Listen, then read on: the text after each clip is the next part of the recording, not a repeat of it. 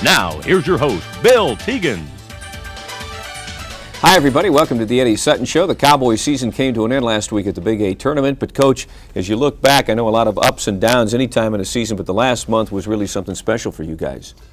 Well, it's going to be good to reflect back in about a month. And I think all of us will realize 17-10, 7-7 in the league is really a good record. And the way our team really pulled together in the month of February, we won 7 out of 9. After starting the league season 1-6, we win 6 out of the next 7. And the games we lost, overtime at Oklahoma. We lose at home to Missouri when we hit 12 out of 34 free throws, in a game we probably should have won by 15. And then we put ourselves in position to get in the NCAA for the 6th straight time here at Oklahoma State, and went into Kansas City, probably playing as well as anybody in the league outside of maybe Kansas and perhaps Iowa State. And again, the old bugaboo free throws killed us. When you looked at the stat sheet when the game was over and K-State had beaten us 3, everything was even except they were 22 out of 34 at the line, and we were 6 out of 20. And I think that was hard for me to accept, because that's something that, I've always thought as a player, you're on your own. You ought to be able to step up there and hit free throws, and that probably cost us 3 or 4 games during the year. But I'm very proud of the basketball team, the way they fought back. A team with less character could have folded their tents and gone south, and we could have had a disastrous season. We have a good nucleus coming back, had a great recruiting class. It was hard for me the first 48 hours, because for only the second time in my last 19 ball clubs, we hadn't been in the big dance. We'd gone to the NCAA 17 out of the last 18 ball clubs that I coached, and we were right there, but didn't make it. But, as I told our staff, I said, you have a lot of things to be thankful for, and I certainly do. My health, and my wife, Patsy, of 37 years, 3 wonderful sons, and a great grandson, Nicholas Hunter. So all of a sudden I looked at that and I said, hey, basketball isn't as important as a lot of things in life. Well, there's a lot of things to talk about in this season, and look ahead. We're going to do all of that in this show, but when we come back, we'll take a special look at the season just concluded when the Eddie Sutton Show continues.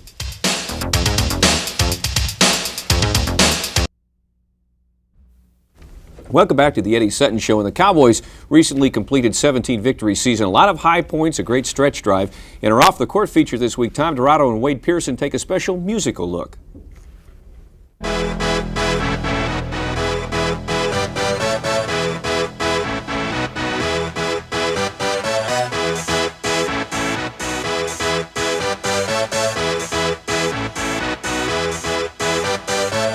Y'all ready for this?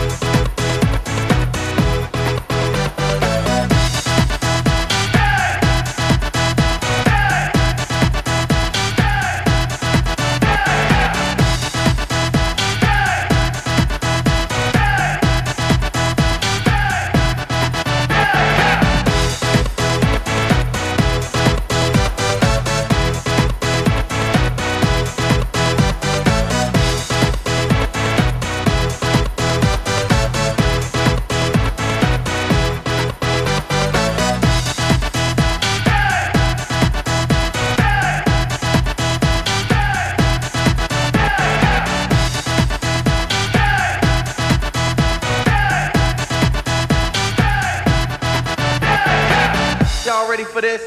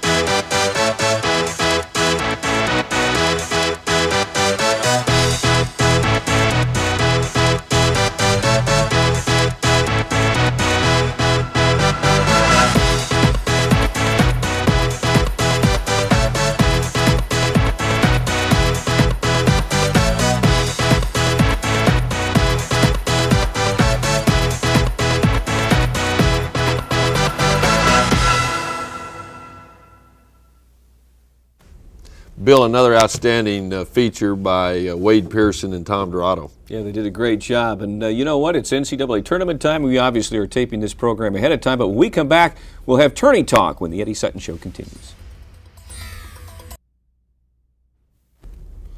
Welcome back to the Eddie Sutton Show. Again, we're taping this program early, but the NCAA Tournament is about to get underway. And, Coach, what about the seeding, the top 4 seeds or the top seeds in each bracket? What do you think? Well, I think you're looking at 4 of the best teams in college basketball. I think some people were surprised that Purdue got a number 1 seed instead of Kansas, but I think the loss by the Jayhawks to Iowa State probably cost them a number 1 seed. But in the West, Purdue and Kansas are very good, but there's another team out there that is very good as well, and I think they are a dark horse. That's the University of Memphis. The best team in the field is Kentucky. But last Sunday, it was proven that they're not unbeatable. They were beaten by Mississippi State, and that's another team that has the ability to, go all the way to the Final Four. But Massachusetts has really played well all year long, and John Calipari, an outstanding young coach, and the team we knocked out of the right to go to the Final Four last year. He's got a ball club that I think probably played the toughest schedule of anyone, and Connecticut's played well. There are about 8 or 10 teams that if they played a series, they would beat the rest of the teams in the field. But Kentucky has the best chance of winning the national championship. But who knows? I mean, it's March Madness. The next 3 weeks, you're looking at the greatest sporting event that we have in our country. 4 teams in the Big 8 Conference made it. What do you think the chances of those guys advancing?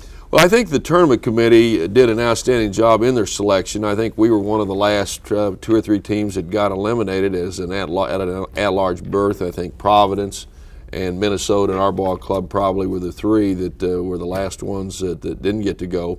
But I don't think they did the Big 8 any favors. I think Kansas is in good shape, and I think they can get to the Meadowlands if they start shooting the ball a little bit better than what they've been shooting. I think Iowa State's got a shot. They'll have a tough game with Berkeley, but I think Tim Floyd's ball club plays a great half-court game. They play good defense, and that's what it takes in the NCAA. Oklahoma, I think, can beat Temple. They have the kind of ball club that can beat them because they shoot the ball so well. When you take Ryan and you take Erdman and you take Foster, you take Barnes, Temple smothers anyone that has an inside game. Right. We played them a few years ago, and they just really took Byron Houston out of the game. But a team that can shoot the ball against that matchup zone can win. And I talked to Coach Sampson earlier in the week and told him some things that in our beating Temple this year that might help them. Then you look at K-State, they can get by New Mexico. But I'm not sure they're going to go much further than that. So we'll be keeping our fingers crossed and cheering for all the Big 8 teams and hope they do well. Well, that's NCAA Tournament. As Coach said, March Madness, it's always a great time of year. And the future looks bright for the Oklahoma State Cowboys. When we come back, we'll talk about that when the Eddie Sutton Show continues.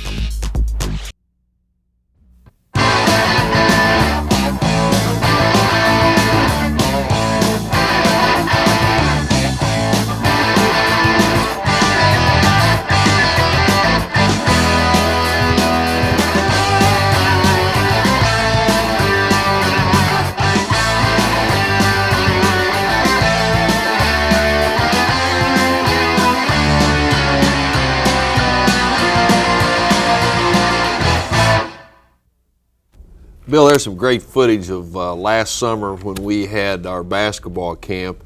That's one of the neat times of the year for me. No pressure to win, have the opportunity to work with young people, and you really have all your players there working with you, and some of your former players will be there. You know, the NCAA changed that rule, and now they will let your student athletes work at your basketball camp, and I think that's a great experience for them, working with young people. But for the campers, it's something special to get to rub shoulders with Randy Rutherford, Brooks Thompson, Big Country, and all of our present players. And we have 3 camps. We have one starting in the early part of June it's a day camp for junior high players. We have one the following week for what we call a mini camp, and it's for 1 through 6th grade. And then we have our individual camp, which begins the 16th of June. So if you are interested in sending your son or your grandson, you can contact our office. We'll send you a brochure. But it's a marvelous experience, I think, for all the young people. And they learn a lot of basketball. I'm sure they do. You know, speaking of young people, you look at the future of Oklahoma State basketball. We've talked about this before in this program, but you have to be excited about some of the new faces that are coming in, the freshmen who are already recruited and who are going to be at Oklahoma State next fall. Well, I can hardly wait to get started. You know, we have a good nucleus returning, but when you look at the players that we've signed, and a lot of people think it's one of the outstanding recruiting classes in the country. Joe Atkins, what can you say? That's an amazing what happened at John Marshall this year to go undefeated in football, undefeated in basketball. And Joe certainly is one of the outstanding guard prospects in this part of the country, as is Estelle Laster. I think those two guys both can step in and help us right away. Desmond Mason, many people think, is the best player coming out of Texas. Then you look at the two big guys, Scott Robish from Springfield, Illinois, and Alex Weber from Searcy, Arkansas. Those 5 players, in my opinion, can all step in and help us win next year. And then, of course, we've got another guy on campus who's been here since the second semester began, and that's Scott Robish's brother, Brett. And Brett transferred from the University of Illinois. He won't be eligible the first semester, but we'll get him December 13th. So with those 6 players, plus what we have recruited, and we're still trying to find maybe another player to add to that group, I think I'm very optimistic about next year. And I know one thing we're going to do over the summer. I don't guess. We're going to work on our free throws. We're not going to get beat because we can't convert free throws. And then another thing we get to do in the spring, a lot of people don't understand this, the NCAA changed this rule a few years ago. They allow you to work 2 hours a week with an individual down on the court and work on their skills and what they need to do to improve. So we gave the team off this week and told them to concentrate on their studies, get caught up in the classroom, and beginning on Monday, they're going back to work in the weight room. They're going back to work with the coaches 2 hours a week. We're going to outline some things that they can do on their own to improve their game. So, like I said, I can hardly wait till the 1996-97 season begins when we start practice on October 15th. You know, one of the guys coming back that helps form that nucleus of returnees is Adrian Peterson. Only a freshman, but boy, what a great year he had. A lot of people don't realize he ranks as one of the all-time great freshmen at Oklahoma State. We've only had 5 other individuals in their rookie season score 300 points. He is the 6th person to do that, and he just had an outstanding year for a young player. And you know, we didn't have consistency when it came time to go to a go-to player like last year with Randy or with Country, and the year before maybe with Brooks. So it got to a point where if we really needed to have a shot taken, we looked to Adrian, and we put a lot of pressure on him. He responded out in Boulder, Colorado by hitting a game winner, and in our last game of the year, I thought he really was one of the key players in bringing us back and giving us a chance to beat Kansas State after we had fallen behind. Very proud of Adrian. The 2 players, I guess, and one in particular that I was disappointed we didn't get in the NCAA tournament are 2 seniors, Andre Owens and Jerome Lambert. Of course, Andre was our point guard on that Final Four team a year ago, but Jerome never had the opportunity to play in the NCAA. He's a young man that made remarkable progress. He fought through his knee injury, his rehabilitation, and by the end of the year, I thought he was an all-conference player. Coach, you and your ball club turned down an opportunity to go to the NIT. I know a lot of people have wondered what the thinking was behind that. Can you explain that? Well, we'll probably pay the price, too, next year. We play in the preseason. They'll probably send us to Bloomington to play the Hoosiers or the UCLA or the Los Angeles play UCLA. No, the team, after being in the NCAA for 5 years, and our older players after being in the Final Four, and the disappointment in losing the game with K-State when we knew we were right there on the threshold to get in the big dance, they didn't want to go. And if the team doesn't want to go, I certainly don't want to force them to go. I think it was a situation where I hope the NIT understands. Jack Powers, Louis Carnesecca, the tournament committee, they run a wonderful tournament. And for some teams, it's a great thing. I tried to get ORU in the tournament. I thought they were deserving. Bill Self and his staff did an outstanding job, won the last 10 games. For ULIR, a team coached by Wimp Sanderson, there's a great opportunity. But for us, it wasn't the right thing. If there was a lot of money involved, because OSU certainly needs the money, then I would have forced the team to go. But the NIT isn't a big payoff. And so I thought it was a time where our guys could concentrate on their studies. That's the main reason they're in school. And we made that decision. I know we've come under a little criticism, but it was the right decision for Oklahoma State. Quickly, National Coach of the Year. Some big candidates, but some guys that are very close to you have a shot at it. Well, we have one in our conference, and he certainly has Oklahoma State ties. I mean, he's from our family, Tim Floyd, because he coached with Don Haskins, who played here down at the UTEP. But I have two former assistants that certainly will be given a lot of consideration. James Dickey, Randall Dickey's brother, who is now one of my assistants. He coaches Texas Tech. They've only lost one game all year long. And Gene Cady, who led his team to the Big Ten championship for the third straight year. So I'm very proud of all my former assistants, and one of those guys is deserving of National Coach of the Year. You know, we only got a few seconds left, but I want to tell you how much I enjoy doing these shows, and Tom Dorado and Wade Pearson for putting them together, and certainly for all the great fan support this year. It was a little bit of a transition year, but we're going to be better next year. And for all of our sponsors, thank you. Coach, happy birthday to you. Next year we'll even be better. We'll be back in the NCAA. I know that. Okay, for Coach Sutton, I'm Bill Teegins. We'll see you next time on the Eddie Sutton Show. So long, everybody.